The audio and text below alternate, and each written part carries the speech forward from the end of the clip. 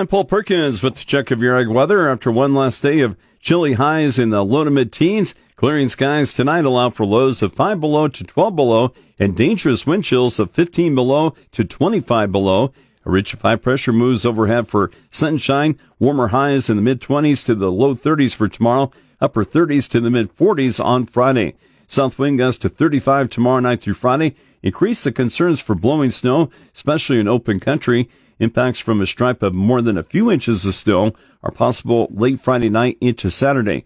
It doesn't look widespread, and there is uncertainty as to where that snow will end up. Some models have that snow band towards I-80, while others have it along the Kansas border. Highs drop into the upper teens to the 20s over the weekend. President's Day, highs warm into the mid-20s to the low 30s in most of Nebraska, mid-30s to the low 40s for southwest Nebraska and northern Kansas. More light snow possible Sunday night into Tuesday. Highs on Tuesday are into the mid-teens to the low 20s. For the long-term forecast, Nebraska and Kansas temperatures stay colder than the normal Monday through February 25th, mostly the early to middle of next week. Something to watch. Warmer than normal temperatures continue to build along the west coast 8 to 10 days from now. Nebraska and Kansas precipitation above normal Monday through the middle of next week before we go slightly drier than normal late next week through February 25th.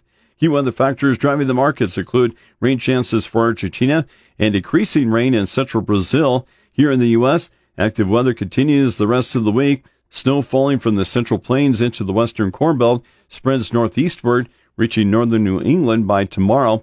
A threat of severe thunderstorms peaks this late day from the lower Mississippi Valley into parts of Georgia. A strong Pacific storm arrives in California tomorrow. The storm boosts high elevation snowpack in California and the Southwest, although heavy rain at lower elevations could result in flash flooding and debris flow, especially on recently burned hillsides. By the end of the week, a new round of precipitation develops across the eastern half of the U.S. as the former western U.S. storm tracks from the central and southern plains into the Ohio Valley. Additional snow falls in the Midwest, while heavy rain and locally severe thunderstorms return across parts of the South. Southern severe thunderstorms, including isolated tornadoes, peak on Saturday night into Sunday. 5-day rainfall could reach 4 to 8 inches or more across the interior Southeast, including the Tennessee Valley, leading to the possibility of flooding.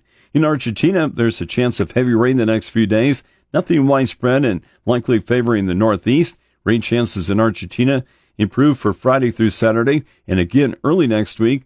Argentina crop conditions should be stabilized by the upcoming rain, but probably not improved.